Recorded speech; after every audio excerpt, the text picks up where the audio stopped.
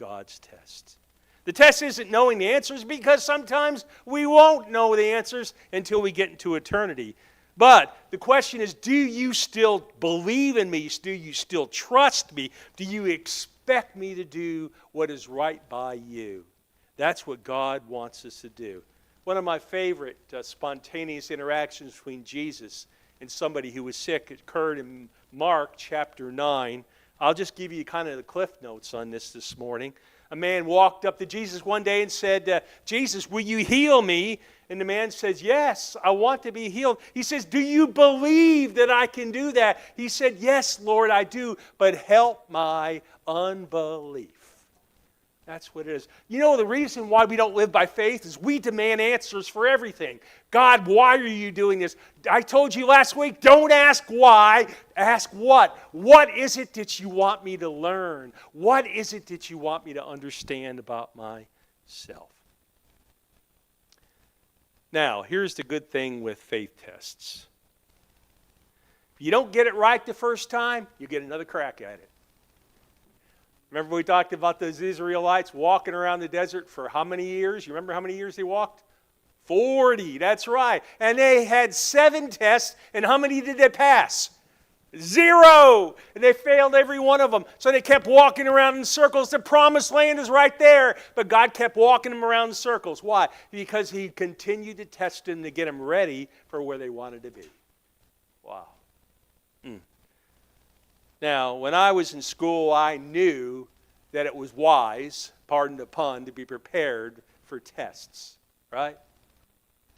You know what tests I hated the most? Pop quizzes. You know when they're coming.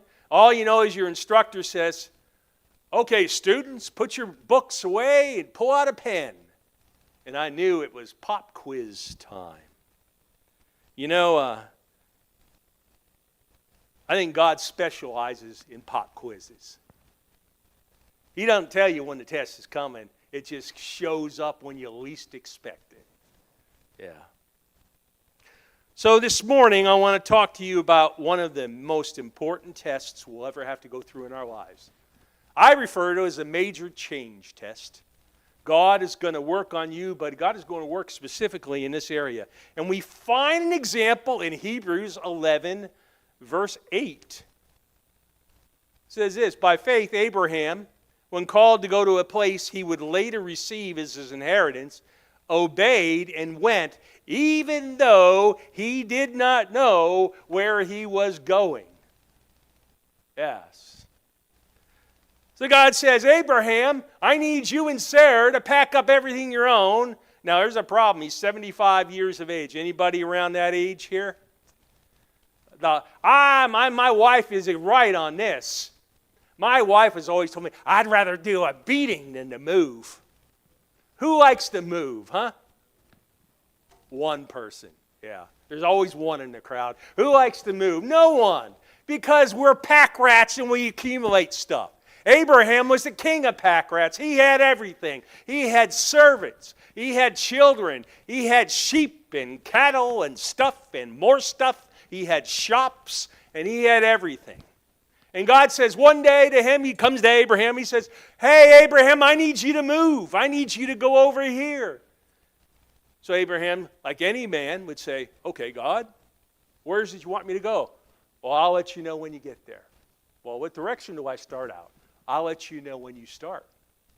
You just start walking, and I'll tell you where you're going. Now, guys, can I be honest with you? How would your wife feel? I know I'm meddling right now. How'd your wife feel if you came to her one day, Ken Walker, and said, honey, we're moving? Where to? I don't know. How would that go over, huh? Yeah, that wouldn't go over very well, would it? Would it, Rita? No. And so God came to Abraham and said, move. He didn't know he didn't even know what direction to start with go. He just said, move, and I'll tell you when to go. I can imagine a conversation going like this. Hey, God, where am I going? The Lord said, I'll let you know. And Abraham goes, how long will it take? I'll let you know. And how do I know when I get there? I'll let you know. Good Lord. Can you imagine what Sarah had to say. Kind of reminds me of a story I read about a man not too long ago. He was having some marital problems, so he went to his pastor. His pastor said, I think this is a little bit above me. I'm going to send him to a marriage counselor. So the guy goes over to the marriage counselor, and he walks in. The marriage counselor calls. He calls and sets up an appointment with him. And he says, I'd like to see you individually first before I see you as a couple. And the guy said, okay. So he came in. He said, what seems to be the problem? He said, it's my wife. She gets mad. Really? He said, what happens when she gets mad? Smoke comes out of her ears, a lightning bolt comes out of her eyes. And the counselor said, oh, come on, guy, be honest with you. She gets angry. And of course, the counselor said, well, how angry does she get? Well, he said, she gets historical. He said, you mean hysterical? He said, no, historical. She remembers every bad thing I've ever done. At every time of the day I've done it. Every day of the year I've done it. And it's just over and over again. And she throws it up in my face when I make a mistake. I can imagine when I'm thinking about that, that's exactly where Sarah was. Because Abraham had to appease her. Oh, my Lord. This had to be extremely difficult because there's no U-Haul moving company back then. You can't just get boxes at U-Haul or down to Home Depot or something like that and pack stuff up and leave, right? This was a logistical nightmare for Abraham. But it says this in verse 9. Now it gets better. You thought it was bad now? Wait to this one. Hebrews 11:9. By faith he had made his home in the promised land like a stranger in a foreign country. He lived in tents, as did Isaac and Jacob, who were heirs with him of the same promise. Can you imagine that? Think about that for a few minutes. Hey, honey, God told us to get going. Okay, yeah. And you need to go this direction. And God will tell us when we get there. Yeah. And when we get there, we're going to spend the next several years living in tents. And how would that go over for you? How would your wife feel about that? And I imagine Abraham tried to appease his wife and tell him, hey, honey, you can decorate the tent any way you want to. That's fine. We'll be here for several years. You go down to Hobby Lobby, they're having a sale, or Home Depot, get some shelving paper for the cabinets. Oh, right. That's right. There's no cabinets. Or you can put tile on the floor. Oh, that's right. There's no floors. It's a tent. Can you imagine what it was like for these people? They stepped out on faith and did what God said to do. But one of my favorite verses in Hebrews 11 says this, verse 39. They were commended for their faith, yet none of them received. None of them. All these people in Hebrews 11, verse 39, none of them received what they've been promised. Isn't that something? They didn't get what they thought they were going to get. They got something better. They got a close personal relationship with Jesus Christ is what they got. So this is the first great faith test. Sometimes I call it the where test. It's where should I work? Where should I live? Where should I do this? So what should I be doing? God is going to make a major change test in your life at some point in time. Here's my key point. God's plea, you're asking God to show you where, and God's going to say, you get moving first, then I'll show you where to go. I want to take you back in time, and I want to show you how this faith test worked in my life, in Rita's life. That's what I'm going to spend the rest of my time right now doing, is talking about that. I want to go back to 2007. It was in November. Twala and the boys, Justin and Joshua. You met Joshua already. Justin will be here with Joshua around the 10th of December for a week or so we get to have an early Christmas with them. And their mom and their dad at the time, Jeff, Jeff got orders to go to Yuma Proving Ground and be a jump instructor. That's what he did. So he was going to teach people how to jump out of airplanes. So this was one of his last tours. And Twala even told us beforehand, she said that we would be coming back to Tennessee when we're all done. So I remember them coming over to say goodbye. Justin mentioned his mom, and his mom said, Pop. I said, what? She said, Justin's talking to you. And I put my head in the back seat of the car, and Justin looked at me, and he said, will you remember me? He started crying, and I thought, wow. He was 4 years of age. And I'll never forget that. Because he knew that they were about to get about 2,000 miles away from us. That year, we flew out after Christmas. We spent all the way through New Year's. We went out there. It was awful cold, too. It was a weird cold snap that they had out there. Because usually in the summer, in the wintertime, it's in the high 60s, low 70s. So people wear shorts all year round out there. So anyways, we were out there, and we enjoyed it. And Twal spent time taking us around and seeing the place and everything. And I remember my wife saying, boy, it's ugly out here. There's nothing pretty about out here in Yuma, Arizona. And it was just all desert, and it was just weeds. And she said, I like my Tennessee. We get back to Tennessee, and we fly in, and the honeysuckle's in bloom, and you put the window down, you could just smell it blowing through your car window. And I said, oh, this is so good. Well, I want to fast forward. We're in the summer of 2008 now. And Rita and I had a rare Saturday afternoon off.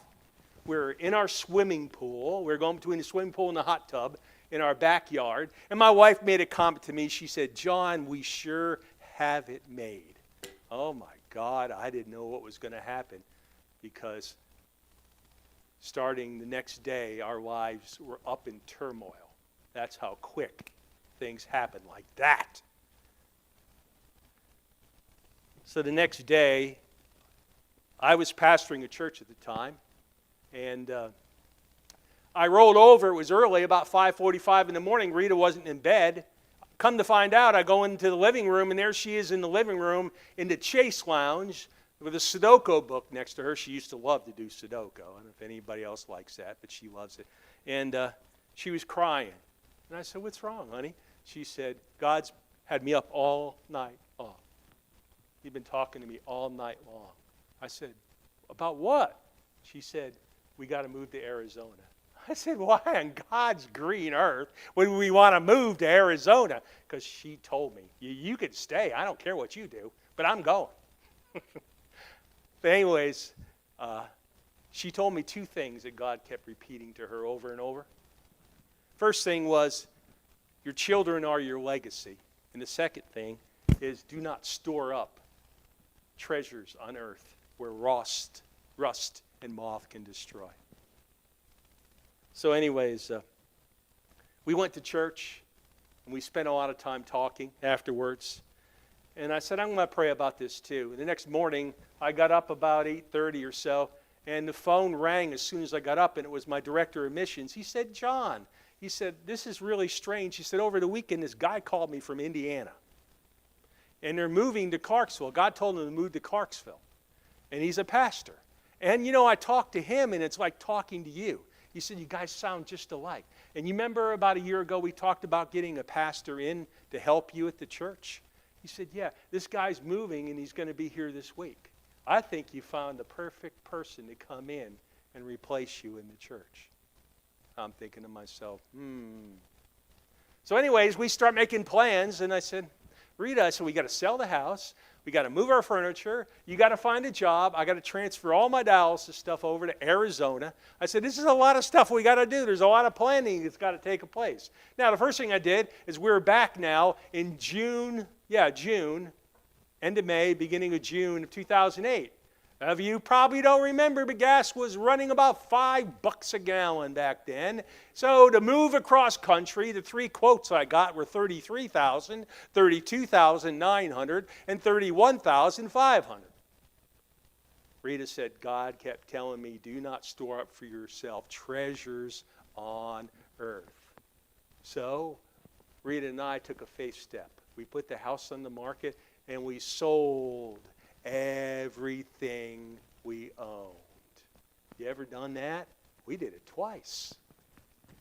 Yeah, because possessions, you don't take them with you. There's no U-Haul following the hearse to the cemetery. No, you don't take anything with you. You arrived in the world naked, and that's the way you will leave. So we started working, and the first thing Rita started working on, and her friend Susan started working on, was getting her license transferred from Tennessee to Arizona. Make a long story short, that was a little complicated, but it actually went through very smoothly. The next thing we had to do is get the house on the market, and we started packing at night and on the weekends, pack. And we decided to have a moving sale. This is where it really got strange. So we had everything we owned up for sale. Walk in the house, walk around, pick what you want, pay for it. We asked the real estate agent, is there a market for used furniture? And the lady said, there's a market for everything.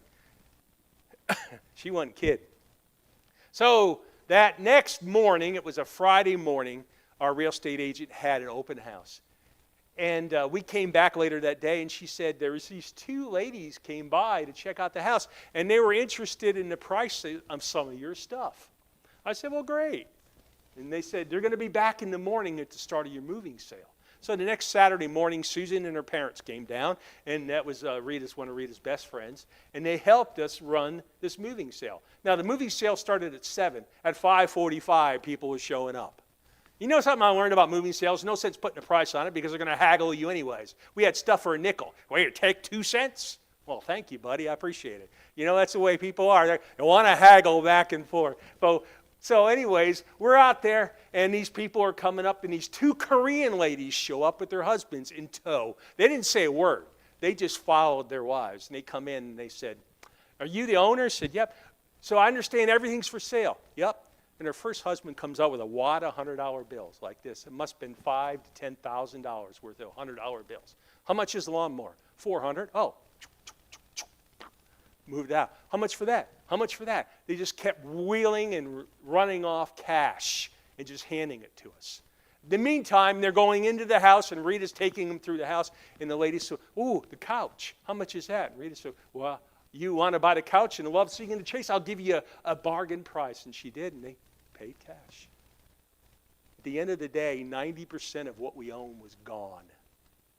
A 2,650 square foot house. Gone. Our dream home that we built to retire in. Yeah, right. Yeah. But God, everything is possible. He cleaned that house out. Matter of fact, I went out to the garage, and Susan said, this guy just bought this shovel, and he asked if he could have the soaker hoses. I said, but they're still in the ground. He said he'd dig them up. I said, the guy's digging up soaker hoses in my front yard? He said, yeah. He said he's giving you $5 for each one. I said, this is crazy. And everything was flying and going. It was crazy. So we finally sell everything. The little bit we didn't sell, we packed up in the U-Haul, and we headed out to Yuma, Arizona. We got out there on July the 10th. The next day, Twala said she had told us when we got out there, it was late that night when we got in. And the next day she said, you know, Mom, Dad, I got accepted into RN school. I said, that's great. But the following day, she found out that her youngest son had been left off the roll at the daycare.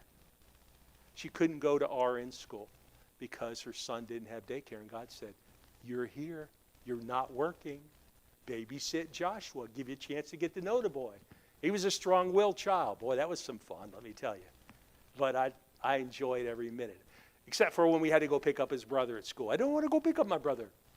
So I had to go through that every day. I had to bribe him with bowling. I had to bribe him with school playgrounds, whatever it took to get him there. But we got out there, and I'm telling you, Twala went to school. But you know something? When I think about it, if she didn't go back to RN school, it wasn't too much longer when she had cancer. And then the week after she was diagnosed with the cancer, her husband walked out on her. And if she didn't have the RN training, she never would have been able to provide for her family like she did. That's God. He put us there exactly when she was going to start school. We could have waited a while, but no, God said, you need to be here then because you're going to find out the next day that you're going to be babysitting a 1.5-year-old. And I did it because it was the right thing to do. Back up just a little bit. Rita had a job offer come her way. And then she called the lady and said, next time you're out here, come in and we'll talk about the job. So she interviewed with a place called Gallimore, and she interviewed with one of the partners. There's 2 partners that were together. And when she walked in for the first interview, you're not going to believe this. This is crazy. But the lady was saying, we have a lot of kids here in the dental practice. She looked at Rita and says, you know, kids are your legacy. The exact same thing God told her 2 months ago, back in Tennessee. This lady was telling her, and she said, I had holy bumps all over me when I came out of an interview. I knew it was right where God wanted me to be. And it was right where God wanted her to be. But I'm telling you this, God moved us there because I can look back on all these things that happened while we were there. And for 13 years, we're in Yuma, Arizona, and God used us in a mighty way. But God also brought us through some stuff. We went through a lot of stuff. When I got there in 2008, I met the pastor of our new church. Matter of fact, I preached 2 messages that one Sunday morning right around Christmas time to give him a break. And it wasn't much longer that I started to get sick. And I had 3 heart attacks in 3 weeks, and I went down like this. And I thought this was definitely the end of me. I spent 9 months in bed in 2009 and 2010. Barely got out of bed, barely could move. My blood levels were terrible. I just felt awful. The dialysis wasn't doing what it was supposed to do. And what happens? One day I just popped up. And I said, my blood levels were my hemoglobin was at about a 7. Now a normal human being is about a 12, 13 for a male and about 11 for a female. So I'm at a 7, which means you don't feel good. So I was that way for months and months. And they were giving me 100,000 units of Epigen, which you don't know, with iron, to try to boost my body into making red blood cells to increase my hemoglobin levels. But it wasn't working. One day, it just happened to work. I woke up on a Sunday. I went in Tuesday. I said, I feel better today. She said, well, you look better. You got color for the first time in 9 months. And I said, I feel better. She said, we better draw your blood levels and see what's going on. And they drew my blood levels. And what happened? I was back up to normal within a 24 to 48 hour period. After 9 months of not being normal. Why? It was a month later that Rita was diagnosed with breast cancer, and I was going to take care of her. Then when Rita got through breast cancer, Tuala got cancer. Then, after all that went through, my pastor comes down with Parkinson's, and he can't even move and can't even put a coherent sentence together. And the nearest pastor to help him out is 4 hours away. Excuse me. My point is, we went through a lot of stuff. Why do I share that with you? For you to get to know me better, but to tell you we live by faith. Rita and I now live by faith. When we moved from Yuma to Panama City, we sold everything we own again. You know what we came across this country in? That Mustang, everything we own fit in that Mustang and came across the country with us. Everything else was sold or given away or whatever. We live by faith. How did we learn that? Tests and trials over and over and over again. And some of you are in those tests right now. You know, you're like an uncut diamond. Sometimes you need to be polished up, so God puts you in a test. Sometimes you have some rough edges, so God puts you in a test. Right? Some of you are into some tests right now, and I feel for you. But I'm telling you right now, this major change test is a test you will have in your life. Sometimes it happens in the form of work, right? Like you lose a job you weren't planning to lose. That happens. You get a job and things don't work out. That happens. Sometimes it's relationally. A marriage doesn't work out. Relationships don't work out. Sometimes it's financial. Sometimes it's money related. I don't know if you know this. I was studying this week. There are 400 verses in the Bible on faith. 500 verses on prayer. You know how many verses in the Bible there are about money? 2,350. Yeah, I think God's trying to tell us something? Yeah. God talks more about money than He does heaven. Why? Because He knows how important it is to each of us. So I'm telling you, God's going to test you in money over and over again. God's going to test you, my friend, beloved. I love you. He's going to test you to grow you. God's not going to leave you where you are. He's going to help you to grow. That's my message this morning. So when you're facing these tests, don't get stressed. Don't panic. Don't throw it in. Don't just say, I've had enough of church. That's stupid.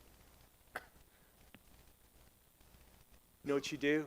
You get around God's people and you have people pray for you. If you're struggling, you came to the right place. If you're going through a test, you came to Bayou George, and that's the right place to be. This major change test, you will face it. You will face it many times. Rita and I faced it, and guess what? We passed it, and we're here now in Panama City. And the last major part of that major test was we were at the beach one day, and we were headed back home. And we were talking about the miracle that Twala had. We actually went down to celebrate the miracle. If you don't know, Twala was healed of stage 4 cancer. And on the way home, we're going up 231, and God spoke to Rita first, and he said, stop, slow down. She said, John, slow down for a second. I said, yeah. She said, there's a church right over there. I want you to go and visit it, and I don't want you to leave until I tell you to leave. Next Sunday, where were we? We were here. It was a major change because I thought we were just going to become part of your church. I had no idea I'd be doing this. But that's how God works. He took me off the beach and put me here. And brought Rita too, and Twala too. If I share that story with you, I want you to know a little bit about our lives, but I also want you to know you can do this. You can pass this faith test. And I'm out of time. It is 11:59. Ooh, 10:59. Somebody forgot to set the clock back. That's on the wrong time zone. I got another hour. No, I'm just kidding. But I'm glad you're here this morning. And if you're facing a test, be encouraged this morning. Rita and I have gone through them all, and we've passed them all. Not all. We've failed a few here and there, but we've got through them. And we're now at a point in our life where we can tell you how to do it. Isn't that wonderful? So I'm here to encourage you this morning. Pastor Fred's going to come. Miss Leslie's going to come. Ken's going to be up front. And if you need a lady to pray with, my wife can be up front as well, too, to pray with you. Some of you are struggling right now. This is your time. This is your invitation, Pastor. Let's stand and sing together. Wherever he leads, I'll go. Yeah. You got deacons up here. Pastor John's up here as well, too. You need to come pray or speak to somebody. Maybe you just need to pray right there and share whatever it is. Maybe you're in that faith test right now. You're not sure what in the world am I going to do. Let God lead. Let God lead. Maybe just come pray down here this morning. As we sing together, wherever he leads, I'll go. Take up thy cross and follow me. I heard my master say, I gave my life to ransom thee. Surrender your all today. Wherever he leads, I'll go. Wherever he leads,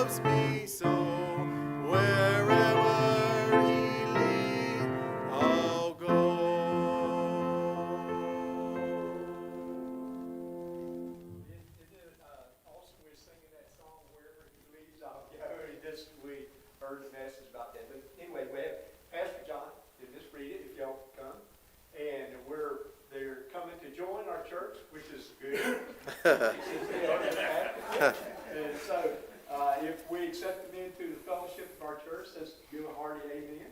Amen. And y'all opposed? Us together to reach Bayou George area, right? So we got to do our part. A lot of that's faith through the hard times and the good times as well. See everybody tonight at 5. Those that are working, as we said, between 4 and 4:30, if you can be here. If you want to come earlier, you can. 4 and 4:30, we'll get everything set up, get everything done. If you want to help, just put up the paper real 30, 40 minutes maybe. About 2:30, if you got a staple gun, bring it. We can knock it out real quick. You can still go home and change and do whatever and get back up here in time. So we'll do the paper at 2:30. Those that are working the booths, we'll have everything out there ready to go. You can set up the way you want.